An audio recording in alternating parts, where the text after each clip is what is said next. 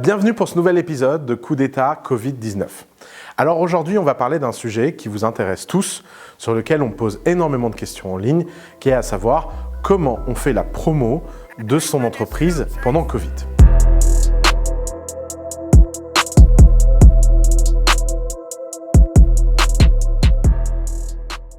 Donc, posons-nous la question d'abord de comprendre pourquoi la promotion des entreprises change à l'ère du Covid. Tout simplement parce que pendant Covid, il y a deux phénomènes qui s'entrechoquent. Phénomène numéro 1, il y a énormément de gens qui font leur promotion en ligne. Tout le monde lance des cours, tout le monde lance des lives, tout le monde lance du contenu. On a l'impression d'être dans un bruit énorme, on est crevé. Je veux dire, il y a des gens là qui sont en train de faire des burn-out, ils n'avaient rien dans leur life, ils ont 5 apéros par soir. Entre le Zoom apéro, les trucs avec leur famille, les chat roulettes, les live cam, whatever, tout ça prend un temps de folie et les gens sont épuisés. Donc encore plus que d'habitude, vous allez comprendre, le phénomène Covid, c'est un phénomène de nivellement par le haut. Il va falloir être meilleur, il faut devenir incroyable. Il n'y a pas d'espace pour les amateurs. Quand on est en temps de crise et qu'on fait sa promo, il faut sortir du lot et il faut donc parler avec une voix différenciable et reconnaissable. C'est vrai d'habitude, mais maintenant c'est obligatoire. La deuxième chose que Covid pose comme problème, et ça c'est un problème que moi je vis à The Family, notamment avec Alice Zaguri, ma cofondatrice, qui est extrêmement sensible à ça, c'est la culpabilité. Alors la culpabilité, c'est un sentiment incroyablement profond. On peut avoir 3 formes de culpabilité. Culpabilité de surface, c'est « oh mon Dieu, c'est pas le moment de faire de l'argent, il y a des gens qui souffrent, il y a des gens qui meurent, on n'est pas là pour vendre sa cam, il faut que j'offre tout ce que je fais gratuitement pour montrer ma solidarité ». Ça, c'est réaction numéro 1. Réaction numéro 2, profonde, un peu plus de culpabilité, c'est « oh là là, c'est n'importe quoi ce qui se passe, j'ai besoin de participer à l'effort et donc je vais faire des choses complètement différentes de mon core business ». Louis Vuitton s'est mis à produire des gels antibactériens, Tesla s'est mis à acheter des masques. Sauf que la différence entre la start-up moyenne qui écoute Coup d'État et Tesla, c'est en général 200 milliards. Donc, évidemment, que vous le vouliez ou non, vous n'êtes pas dans la même ligue. Que vous le vouliez ou non, vous n'êtes pas là dans le même point. Alors on peut me dire, oui, mais c'est important de faire des choses, c'est important si chacun d'entre nous fait une petite chose. Bah oui, si chacun d'entre nous ne fait pas ce qu'il faut pour sauver notre boîte, à la sortie de cette crise, on ne va pas avoir grand-chose qui va rester.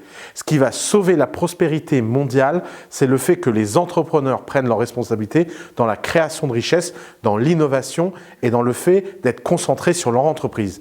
La meilleure chose que vous pouvez faire pour la société en ce moment, si vous êtes entrepreneur, c'est de faire une boîte qui marche. Le reste suivra. Les gouvernements sont en train de mettre des plans incroyables. Il y a des gens qui travaillent dur pour trouver des solutions à cette crise. Ils n'ont pas besoin de 20 trucs, de machins. Ils ont besoin de solutions immédiates. Ils ont besoin de beaucoup d'argent. Et la plupart d'entre vous n'avez pas les moyens de jouer dans cette ligue. Maintenant, la troisième forme de culpabilité, qui est sans doute la plus profonde et la plus dangereuse, c'est la culpabilité de remise en cause. Je ne suis pas infirmière, je ne suis pas médecin, je ne suis pas pompier, donc je ne sers à rien et je me rends compte que ma vie, en fait, c'est de la merde comparé à tout ce qui se passe ailleurs. Alors les gars, moi, c'est cette culpabilité qui m'énerve le plus. Pour 2 raisons. D'abord, ça montre qu'avant, vous étiez des sacrés enfants gâtés qui n'avaient aucune empathie pour ces métiers durs.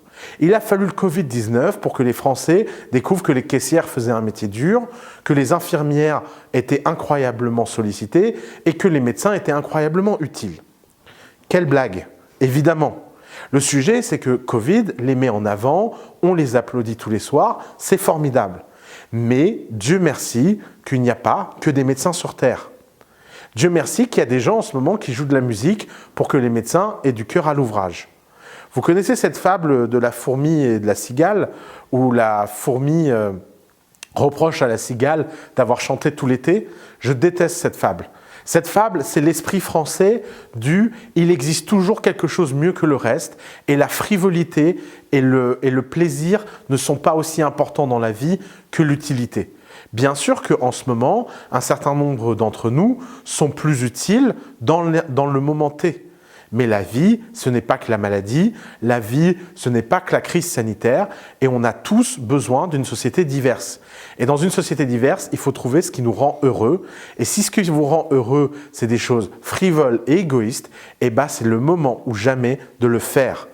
Évidemment que c'est le moment de vendre du maquillage, c'est le moment de se faire beau, c'est le moment de faire tout ce qu'il y a à faire pour que les gens se sentent mieux. Bien sûr que c'est le moment de tourner des films, bien sûr que c'est le moment d'aller sur Netflix, bien sûr que c'est le moment de jouer aux jeux vidéo, bien sûr que c'est le moment de lire des BD, bien sûr que c'est le moment de réciter de la poésie, et bien sûr que c'est le moment de faire tout ça. Et votre start-up, elle doit ne pas avoir du sens d'un point de vue général, elle doit avoir du sens d'un point de vue particulier. Est-ce que vous êtes vraiment en train de faire la chose qui vous plaît le plus? Est-ce que vous êtes en train de faire la chose qui vous rend le plus heureux? Alors, si ce n'est pas le cas, arrêtez tout de suite. Parce que franchement, faire une boîte d'habitude, quand ça ne nous plaît pas, ça ne vaut pas le coup. Mais alors, en ce moment, ça ne vaut vraiment pas du tout le coup. Par contre, si c'est simplement une culpabilité du type « Ah, gna gna, je ne suis pas médecin », eh ben vous avez deux choses à faire. Soit vous allez faire des études de médecine et vous arrêtez de nous emmerder, soit vous continuez à faire ce qui vous plaît. Et évidemment que ça se ressent dans la promo. Pourquoi? Parce qu'en ce moment, il y a un petit groupe de haters incroyablement motivé, qui a trouvé une façon simple et universelle de détester tout le monde, c'est d'aller en commentaire et de créer des hiérarchies morales. « Ah, mais comment tu peux parler de ça alors qu'il y a des gens qui meurent à l'hôpital ?» Tiens, vous voyez tout cela, je vous emmerde. Sérieusement, on n'a pas eu besoin de vous avant, on n'a pas besoin de vous maintenant. Évidemment que ces gens trouvent une excuse. Et le problème quand on écoute ces haters, c'est qu'on a l'impression que c'est la majorité. Mais ouvrez les yeux autour de vous, rendez-vous compte que la majorité des gens sont contents. Par exemple, prenons un scandale récent que j'ai vu, Patrick Roger. Patrick Roger est venu et a dit « Mes chocolateries ne ferment pas, je continue à livrer du chocolat, machin ». Il a eu un vent de commentaires haineux sur Instagram de gens qui disent « Ah, mais comment on peut vendre du chocolat alors qu'on manque de masques ?» Mais bande de connards, le chocolat Patrick Roger, il est trop bon. Et Patrick Roger, il fait un métier incroyable.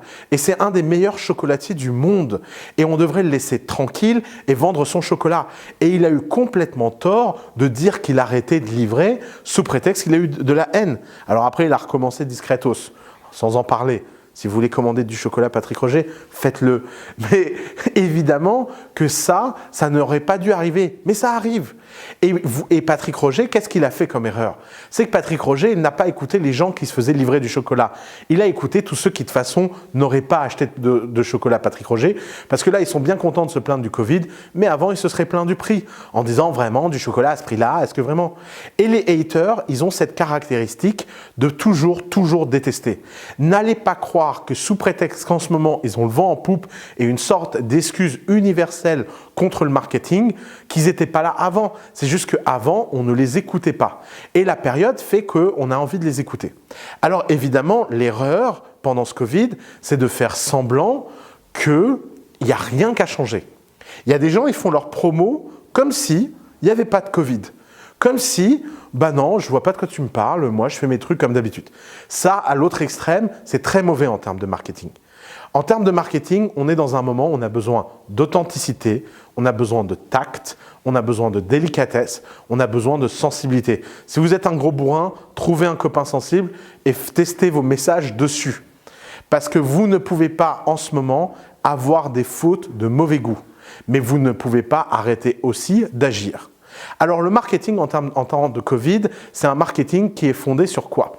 Qui est fondé sur le rappel de la mission, revenir à sa mission, pourquoi on fait ce qu'on fait, expliquer comment ce qu'on fait aide dans un contexte plus général, que ce soit frivole ou pas frivole, et pouvoir le faire le plus possible en faisant un maximum de bruit.